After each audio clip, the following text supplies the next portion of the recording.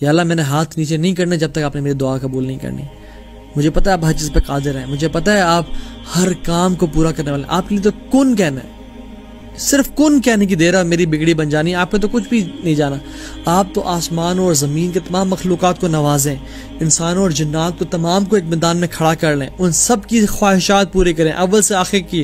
آپ کے خزانوں میں اتنی کمی نہیں ہوتی جتنی کمی سمندر میں اگر ایک تیلی ڈالی جائے نا, ایک سوئی ڈال کے نکال لی جائے, جتنی کمی اس سمندر میں ہوتی ہے اتنی بھی کمی آپ کے خزانوں میں نہیں ہوتی. یا اللہ آپ میری دعا قبول فرما لیں. اینڈ میک دعا لائک کڈز کرائے. اور ہم کیا بات کریں آج, how to get closer to اللہ سبحانہ وتعالی, ہاؤ ٹو بی ود اللہ سبحانہ وتعالی again. And the best thing is make dua for Allah's love. اللہم انی اسألک حبک, یا اللہ میں آپ کی محبت کا سوال کرتا ہوں. وحب من یحبک, اور ان کی محبت کا جن سے آپ محبت کرتے ہیں. وحب عمل یقربنی الی حبک, اور ان اعمال کی محبت کا آپ سے میں سوال کرتا ہوں جو مجھے آپ سے قریب کر دیں. So make this dua consistently. اللہم انی اسألک حبک وحب من یحبک وحب عمل یقربنی الی حبک. تو یہ کثرت سے دعا کریں. چوتھا پوائنٹ, ریڈ قرآن. اللہ اکبر.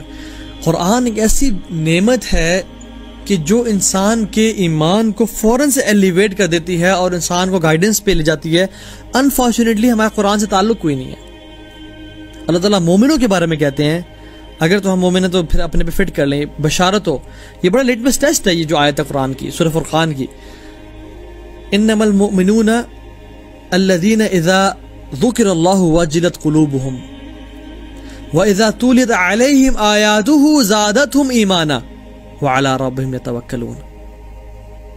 مومن وہ لوگ ہیں جب اللہ کا ذکر کرتے ہیں ان کے دل وجلت قلوبہم, ان کے دل جو ہے نا رونگٹے کھڑے ہو جاتے ہیں, ان کے دل جو ہے نا رونے لگتے ہیں.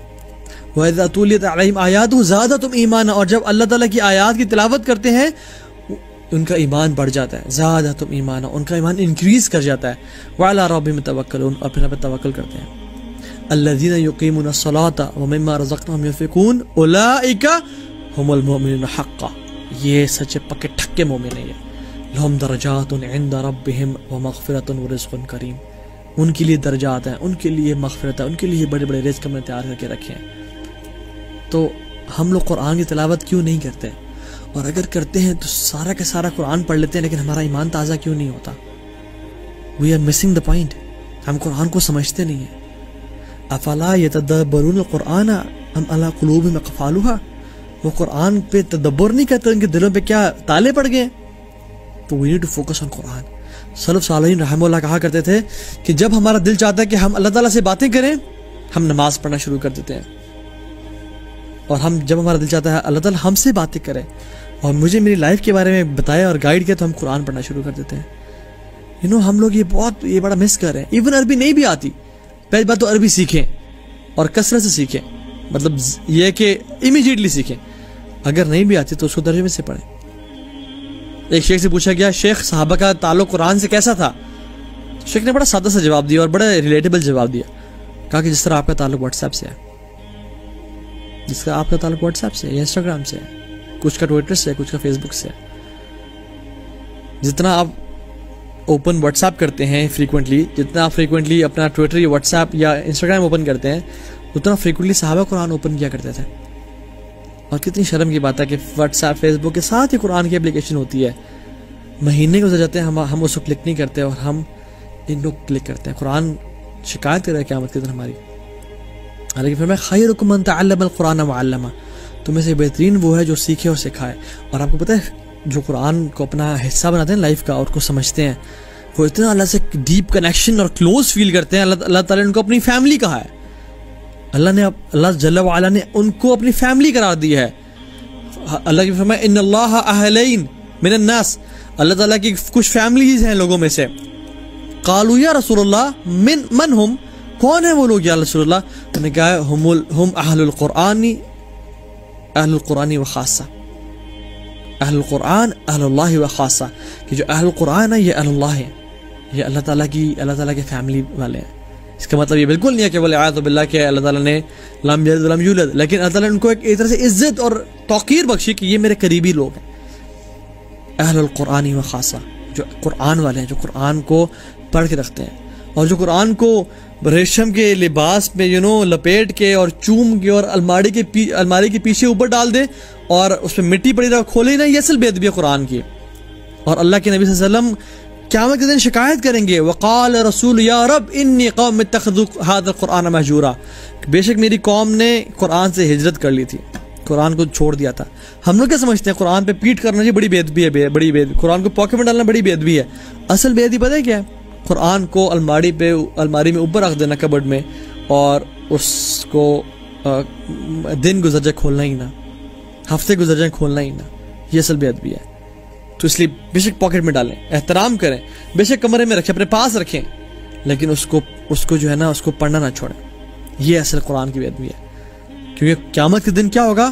القرآن حجۃ لک او علیک، یا آپ کا ساتھ ہوگا یا آپ کے خلاف ہوگا، ایک چیز ہوگی. میں اور آپ سے ابھی ذرا رکے ایک سیکنڈ کے لیے سوال کریں، کیا میری جو کرنٹ اسپریچول اسٹیٹ ہے، کیا قرآن میرے ساتھ ہوگا یا خلاف ہوگا اگر مجھے آج رات موت آ جاتی ہے تو؟ اللہ مستعان. کیونکہ یہ قرآن ہے، واللہ ہم نے اس کو چھوڑا ہم ذلیل و خوار ہو گئے.